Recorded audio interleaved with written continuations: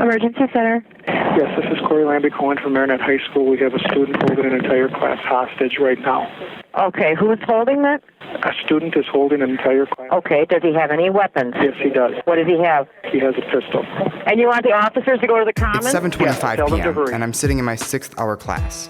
I've been sitting here now for 6.5 hours. Sam Hengel has a gun, and he already shot it twice. Dear Mom and Dad and all my family, I know I'm not always the best son, but you guys are the best parents in the world. David, I love you with everything I am. You'll always be in my heart. Please don't forget about me. You guys are the best family I could ever ask You for. are the best big I love all sister of you to I've death. ever had. I'm sorry You we will fought. always be in my I heart. definitely took life for I love granted. you. She could have just run at any time, but she stayed and protected us with her life. They say everything Mrs. happens Bird for is a the reason, most amazing but no, teacher ever. this isn't fair. I don't want to die. I know now you can't take anything for granted. You never know when it's going to be gone.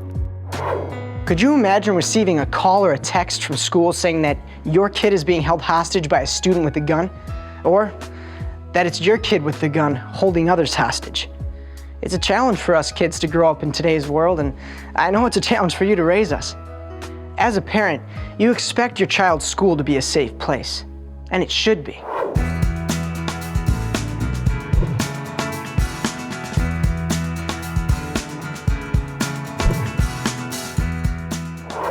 It shouldn't require an act of courage for parents to send their children to school. If we're going to mandate that students come to school, then we ought to provide an environment that is safe, secure, and peaceful.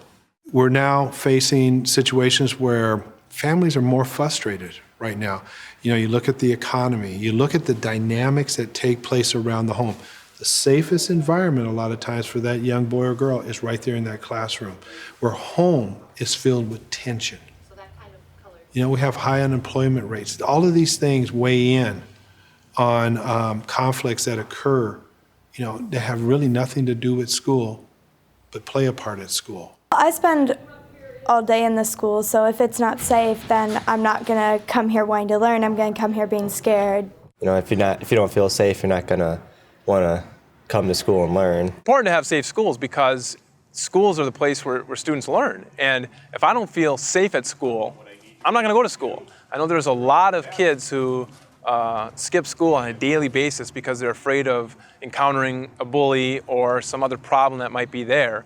And even if I'm at school, if my perception is that the school environment isn't safe, I'm going to be more concerned about my safety than about learning algebra or history. And so it really distracts from the overall mission of the school if there's any concern at all about safety.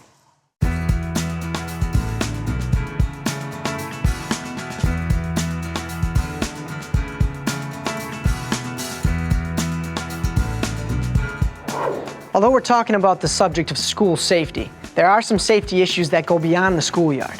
I'm talking about bullying and cyberbullying.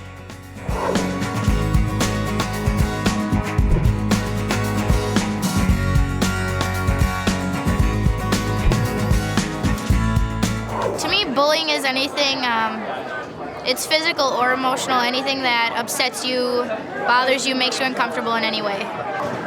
Bullying?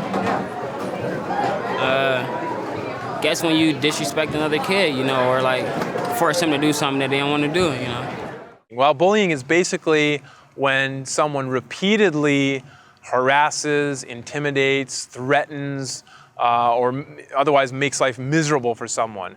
In most definitions of bullying, there's a power differential. The bully has power over the target or the victim. Repetition is an important characteristic in bullying and cyberbullying. I think you hear now more than ever about bullying. And I think that, you know, that's something that's always existed, no matter what the size of the school is, no matter which community that school is in. There's a flavor of bullying that can take place.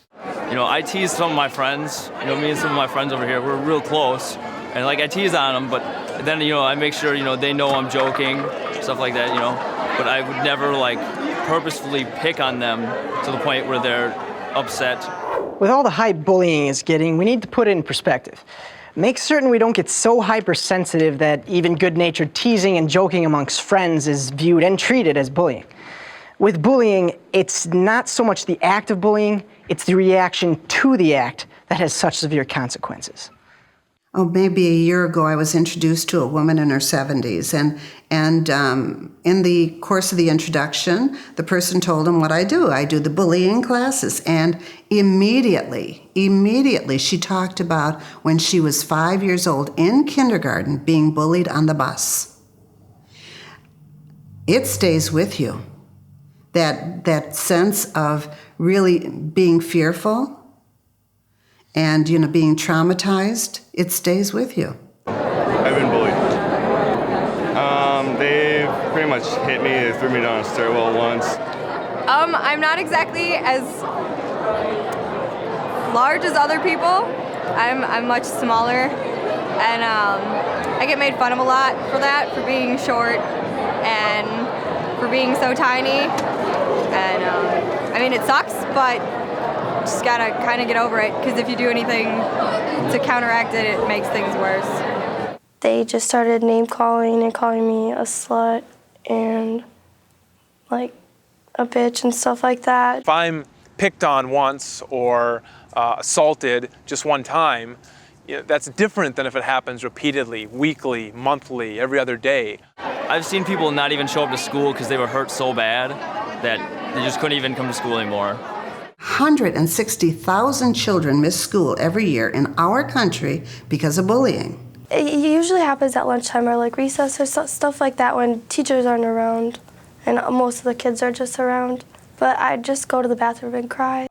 Bullying has been shown to be related to academic problems, school problems, problems in the community as far as behavior, also emotional and psychological problems, in addition to kind of the physical problems associated with being assaulted. So there's a long-standing literature that demonstrates the hurtful consequences of experience with bullying. There are a lot of long-term negative consequences associated with bullying. And although you know your kid best, we can be masters of deception. So you have to be on the lookout for warning signs, especially any type of change in personality or behavior. Specifically, watch for these items. If you can, pay attention when your child comes home from school. Are their clothes damaged in any manner? Are some of their possessions damaged or missing? Do they have cuts or bruises, and are they trying to hide them? Have they suddenly stopped hanging out with their friends? Do they seem afraid to go to school or to do their normal activities? Have they lost interest in schoolwork, and has there been a drop-off in their grades? Do they seem upset when they come home from school? Do they become upset at seemingly minor things? Are they always anxious or preoccupied? She became sadder. When she came home, it seems like she had a really, drudgery every day. She was asking for excuses not to go to gym class. She was, all of a sudden, so many aches and pains and ailments, and I've got a headache, and I can't go to school today, and, my ankle hurts, can you get me a note out of gym? My knee hurts, my thumb hurts, my wrist hurts. Anything to try to get her out of gym class. I was in the office a lot. Almost every day, I think, in 6th grade and 7th grade, I went to the office and pretended I was sick, actually, so I could go home. On the subject of long-term consequences, there is evidence that says the bullies have a lot of issues they're dealing with as well, and that'll probably affect them for a long time. A lot of times the individual doing the bullying has either been bullied, have issues that are connected to a home environment where there's frustration, there may be degrees of anger that they haven't had a chance to deal with. The people who are bullying you, they have really bad problems. It's not you, honey. It's nothing that you did. You were just an innocent bystander, and these kids had problems. There's good reason to be concerned about the kids who are engaging in the cyberbullying as well as the youth who are targeted. And we know with traditional bullying that kids who, if we don't intervene with them, they're more likely to end up in juvenile correction facilities. And I approached the school and said that I was very concerned and that I didn't think they were a bad group of kids, that I thought that this was almost a group mentality, that maybe individually they all seemed to be fine kids alone, but when they got in this group, they had this, mob mentality where they were all afraid to go against the grain. my attitude changed later on. They seemed to be almost not worth saving anymore. I realize that if your kid is being bullied, it may be difficult for you to have any sort of sympathy for the bully, and that's quite understandable. But in order to get a handle on this bullying problem, we have to understand it, and we have to attack it at its root causes. Here are some of the signs you should look for if you believe that your kid might actually be bullying others. Do they seem argumentative? Do they act impulsively? Do they have little or no regard for rules and regulations? Do they tend to dominate their friends or siblings? Do they seem depressed? Have they lost interest in school or schoolwork? Have they become aggressive? And do they view violence and aggression as positive behaviors? If you discover that your kid has been involved in bullying, you need to stop it immediately, because you could be setting them up for a lifetime filled with a lot of psychological and social problems. However, it is important, experts say, to tread lightly when you confront them about the suspicions you may have. Do not yell, scream, or immediately punish them in any manner. Listen to them and their story. Don't interrogate or lecture them. Talk about the person being bullied. Ask your child to try to develop empathy with the other child's feelings. Talk about some of the negative consequences of being a bully that we talked about in the previous section. And this last note, children often mirror the behaviors of the adults around them. Be on the lookout for any negative behavior from you or the other adults in your child's world.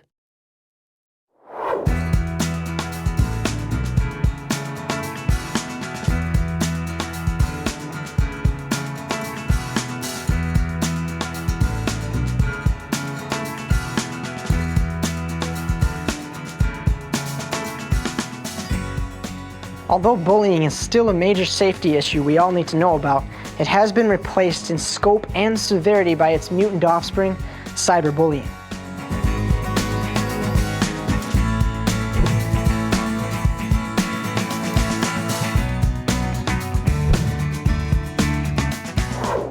Cyberbullying is probably where you either use internet, some form of technology to hurt someone else.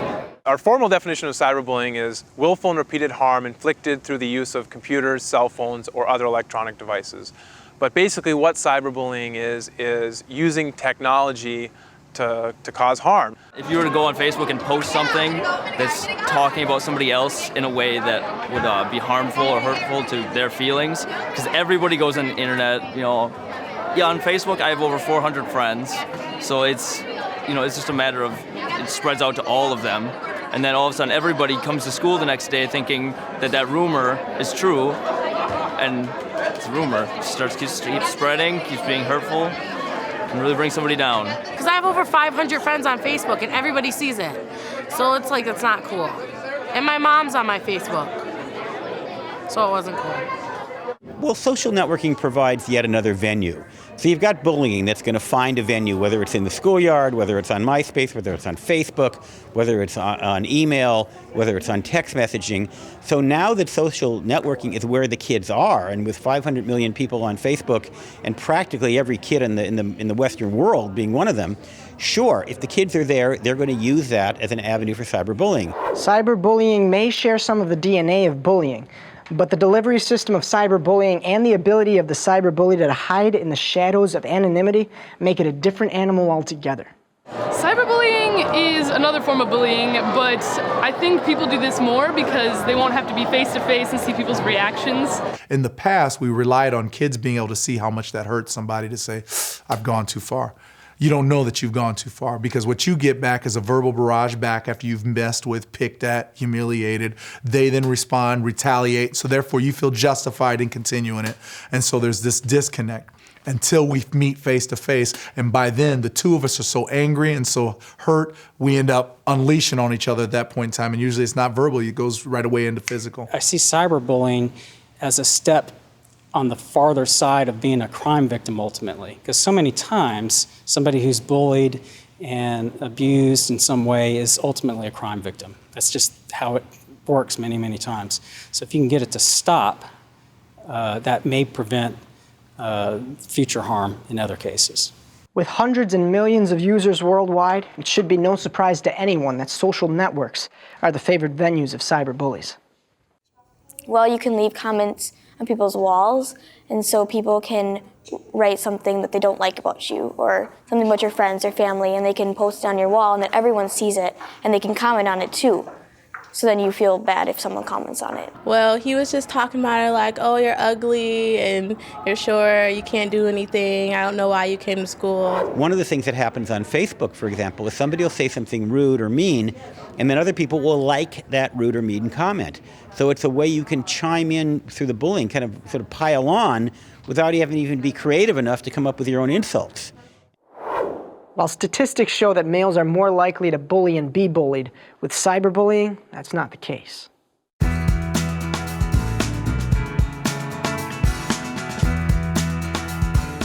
There was a conflict between me and someone, and the person decided to go on Facebook and use that against me and spread nasty rumors about me, my family, my sisters that go to the school, and kind of just post that all over the internet. Girls get kind of catty. They pretend to be your friends, but then they set you up to tear you down, and it's pretty difficult to handle when it happens to you. They messaged me on Yahoo and actually went as far as threatening to kill me. It seems that the influx in girls participating in cyberbullying is because of the anonymous nature of online. Girls have been taught and conditioned to stay quiet, and they have been taught and conditioned to vent their anger or their frustrations in private. That's the model by which children and girls have been taught just by social norms. So it's not surprising that those girls found and find online a safe place to vent their frustrations in a way very much that they wouldn't be able to, slug someone on a schoolyard, because that's kind of counter to girl type of activity. They can now slug someone online and empower themselves in a way that they never have before. If your kid is being bullied or cyberbullied, it's got to be heart-wrenching just to stand by and helplessly watch as your child is intentionally hurt by others. Kids came up to me and they said, "Did you hear about Chloe?" And I thought, well, what happened? And they said, well, she was hit by ice balls and thrown up against the brick wall outside at recess. And I'm like, how in the world did you break your thumb? She goes, well, I was reaching for a door and somebody hit into it. Well, come to find out, no, a group of girls, as she reached for the door, they kicked it, and it was intentional. They kind of watched her through the glass and realized that she was there, and it was a way to try to get her to go down the hallway a different direction. We moved to this small school on purpose because we thought it would be ideal as it looked. So I was opposed to it. I guess I, again, still didn't want to run from the problem. I still wanted to fix it. So I fought him and her for a few hours. Just no, we can fix this. We'll get people involved. We'll do therapy. I guess I didn't want to ever teach her to run from a problem. I wanted her to be tough and face it on. But as she talked to me and shared even more than she had ever shared before, I also saw that it was impossible. So it was ironic, or not ironic, it was weird to think that on Friday she left that school, and we did all think she was coming back on Monday. And by Monday, we had her in a new school. I went into the classroom, explained to the teacher that there was a problem. These girls were barring her from coming into the classroom. When she would walk up the aisle, they'd kick a desk or a chair in front of her. They were kicking her books on the floor. That Tori was getting in trouble, and that I wanted the teacher to be aware that I think there was some other dynamics in the classroom. Throughout this whole process, Chloe wanted to switch schools. And I just said, no, we have to stick with it. And the teacher looked at me and said, look, she comes from a great household, great family, good parents. She'll be fine. These kids are always getting in trouble. Nobody ever takes their side. They need someone that believes in them. So you know what? Your daughter's just going to have to learn how to deal. And I get this text, pick me up now. And I just thought, oh, great. What has happened? By the time I got to the school, she was texting me that she was going to kill herself. So I flew into the school, and again, I'm with this group of office workers, administrators that have known me forever. And I was beside myself, and I ran in there and I said, oh my God, and I'm showing him my phone, and I said, she says she's gonna kill herself. What do I do? Do I call the doctor? Do I call the police? I mean, do I take her straight to a hospital? She means it. They don't have hundreds and millions of members, but there are groups of kids who have sadly gained a lot of attention.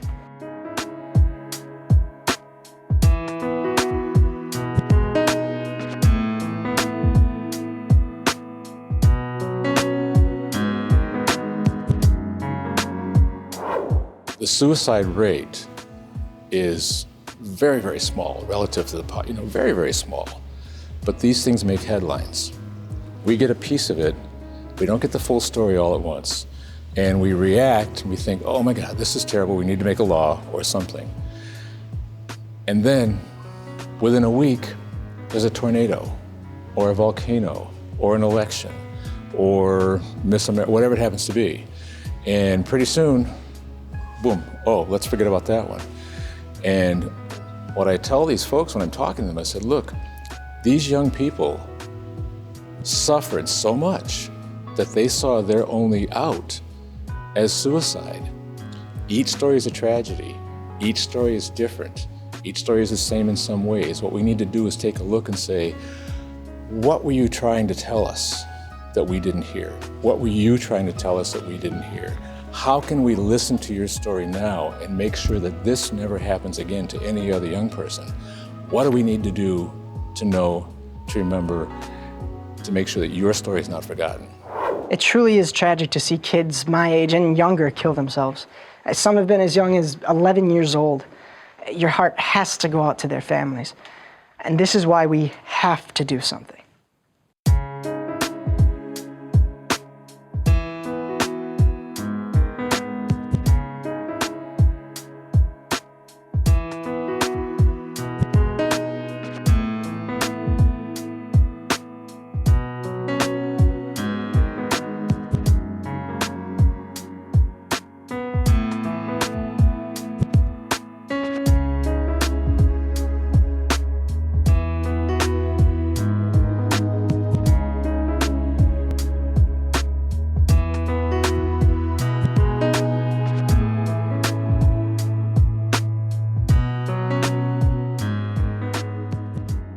Since I'm also doing the Safe Schools program video for your kids, I figured I'd give you a peek at a little bit of what they're seeing and what they're saying about the subject. My mom's pretty good on the computer, but my dad, he's kind of in the Stone Age. He barely knows how to use the computer. He just uses it for work. Otherwise, he's still kind of getting used to the whole internet thing. He found YouTube. My parents really aren't up on the technology. They text maybe once in a while if they really want to know where I am. They don't call me very much, but they're not up on the technology. So as parents, what do? Do you give up knowing you probably won't be able to keep up with our mastery of technology? Well, I sure hope not. You can't.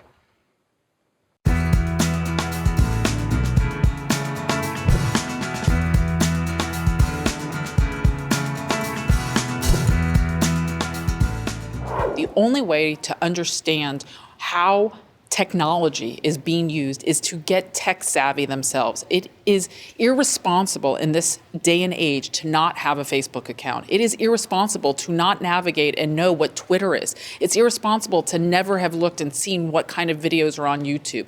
You cannot, as a parent, have any clue to what our kids are doing, or an administrator for that matter, have any clue to what our kids are doing without being on there and seeing what they're doing themselves.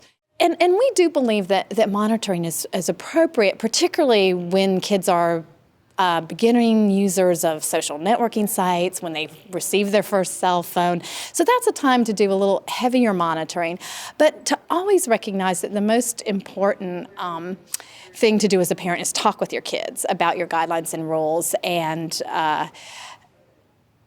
over time, we are probably going to give them a little more freedom. Again, as an example, I have a son who's a senior in high school, and I really think at this point, I don't need to be checking up on him that much. If he doesn't have it now, he's in trouble. He's about to go off to college. So again, the idea is to monitor a lot at first, use those teachable moments, but then give kids a little more privacy and as they age and are demonstrating that they're using things responsibly. The internet is a huge opportunity for empowerment and closeness. We have a way to connect with our children in a way that we never have before. It used to be that parents would have to maybe eavesdrop on a conversation or maybe go look through a notebook or go rifle through drawers to be able to get a clue as to what's going on at school.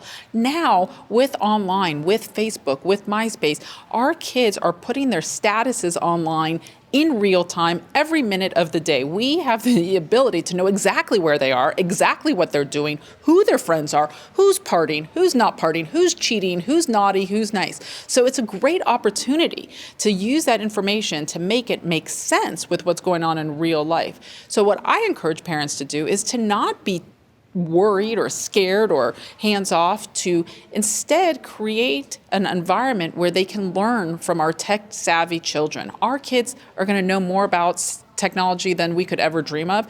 And so my suggestion is, even if you know how to use Facebook, you sit down with your kid and say, gee, what do you think about this picture? Do you like this as my profile picture? And let your kid say to you, you know what, Mom, that is an inappropriate picture. By then doing it, it's kind of the way I look at husbands and children. It's you let them think it's their idea. If they think it's their idea and they are creating their own rules, you're much more likely to get the buy-in. So let's use this as a great opportunity to learn with our kids and not look at it as this scary thing. Even in our focus groups with youth, the teens said, we do need to be monitored, but what we want is supervision, not snoopervision. So that was the words of the teens. And they said, so if you see that we're minimizing the screen or we're upset after we've been on the computer, you probably do need to ask some questions or do some looking around. And they recommended that parents set guidelines age appropriately with their kids. Again, these were teenagers. So you do all those things that we've suggested and your child still gets cyberbullied. What do you do next? When our children come to us with an unwanted message, I think our first reaction, parents' first reaction tends to be, you can't go online anymore. We punish our children for the behavior of other kids because we're scared to deal with the technology.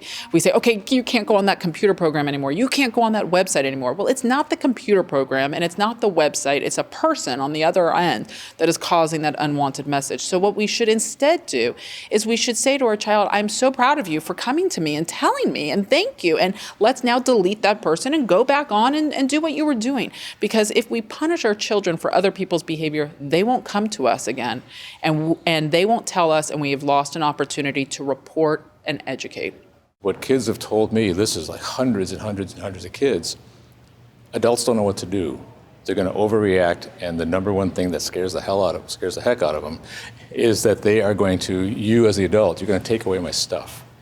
Take away my phone, take away my access, take away my computer, whatever it happens to be, and I can't have that because I heard a 6th grader tell this to parents at a PTA meeting. If you do that, I'm like a disabled person. I can't function in this world. There are things you can do to fix things. They're not easy, but doable. Well, the first thing parents should do if their child comes home and says, I'm being bullied or cyberbullied, is to make sure their child is safe. So if there are any threats to the safety of your child, you need to make sure you inform school officials. If it's a threat to the life of your child, contact law enforcement, and they can investigate to make sure that it's not a serious threat. I mean, they're trained to do those kinds of investigations. So the number one piece of advice, the first thing to do is make sure your child is safe.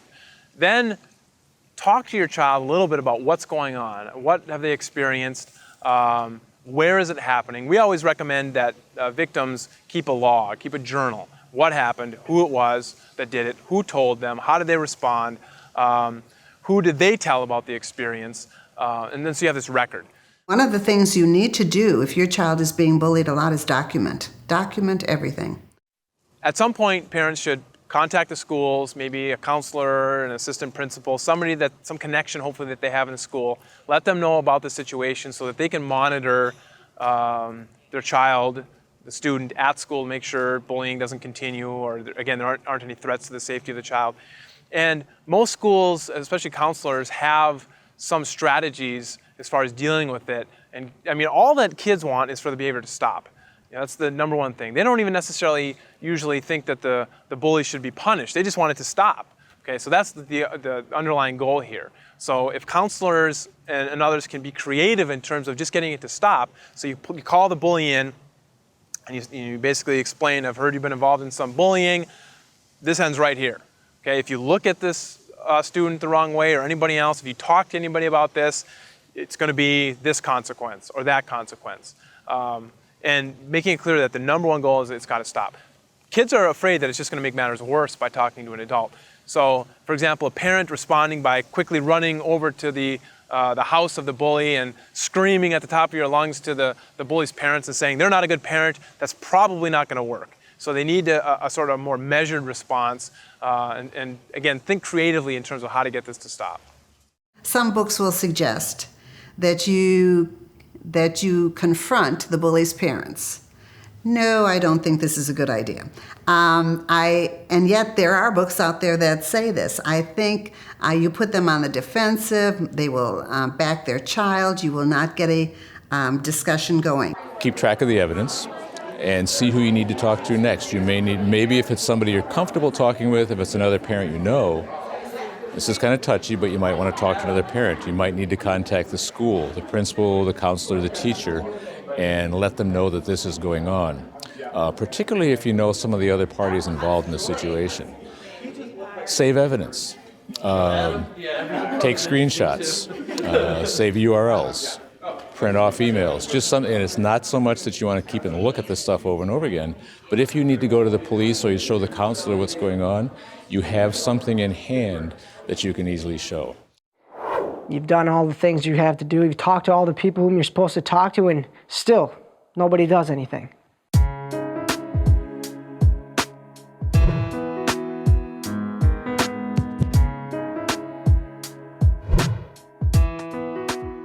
The goal is to make it stop. Make it stop where it hasn't stopped before. And so we try to take some creative approaches to doing that. Litigation, or the threat of litigation, or the lawyer letter sending it to the school district, immediately is going to build a wall, a barrier between the family and the school. If your child is being bullied at school, first contact the teacher and the counselor and the principal. And if you don't get satisfaction from those people, then you do need to go to the police, maybe hire a lawyer. The problem is with a lot of the schools that I've seen is schools are conflicted. They have two issues that they have to balance. One, they have to balance the safety of their children and the students at their school, but they also have to ensure that they're acting and protecting their own liability and culpability. So while we look at schools as being partners with parents, it's not a true equal partnership because the schools have an interest that they need to protect too. I'm always interested to learn who knows about the behavior, who could prevent the behavior.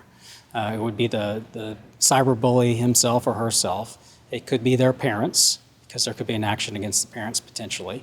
It could be the schools, it could be a number of things. And so it's important for people to document and make sure that there's a record of notice and knowledge for them. As an independent victim advocate lawyer, I actually get many calls now all the time, concerned parents wanting to utilize civil lawyers in order to effectuate justice and make the bullying stop. Interesting, because really the first stop you would think would be to go to law enforcement. You would think would be going to the police, and while that is best practice, it's not the place most parents even think to go, because these are people who usually don't necessarily equate the bullying behavior with being criminal behavior. Once a civil lawsuit is brought, it's disposed of basically. It's either dismissed on a motion, it's either settled, it's either dismissed because they decided not to pursue it any further, or it goes to trial. Typically the last two happen rarer and rarer. Trial is a process that is expensive. It's inconvenient. Our judicial system is very much, overburdened, so it takes years. And normally once people file a lawsuit, they don't want to resolve it. The lawsuits that are dismissed by summary judgment. I mean, that basically means they don't meet the requirements as a matter of law. And settlement is something that, can happen from $1 or an agreement to do something all the way up to millions of dollars, depending on what the case is. Those typically involve, some besides financial remuneration, it also usually involves an acknowledgement, or not basically an acknowledgement that there's no finding of fault. I guess it's not surprising there are differing legal opinions when dealing with bullying and cyberbullying. My recommendation is that you do what's best for your child and try not to let your emotions get the best of you. It's extremely important for parents to document those circumstances, go to school officials, and also to be aware of where bullying issues cross over the line and become criminal offenses. There are people out there who can help. There are people out there who can do the right thing for them, and they can teach these students and parents how to do the right thing. But with parents, you've got to be the calm ones. You've got to be the calm ones, because the children are looking to their parents.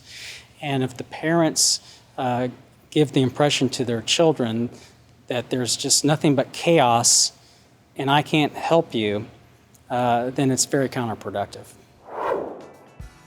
Technology may be making the world a better place, but it sure ain't making your job as parent any easier, especially this. But that's a topic for a whole nother video. Now, before you throw your hands up in despair about the evils of the internet and texting and all these different things, I want to make sure you remember that it's really not all that bad as long as you as parents stay involved, that you talk to us kids, that you listen to us, and you know what, you'll find that we really do depend on you, and we really do need you and appreciate your support. But you didn't hear that from me. For more information on keeping your child safe from bullying and cyberbullying, please log on to www.mysafeschools.org.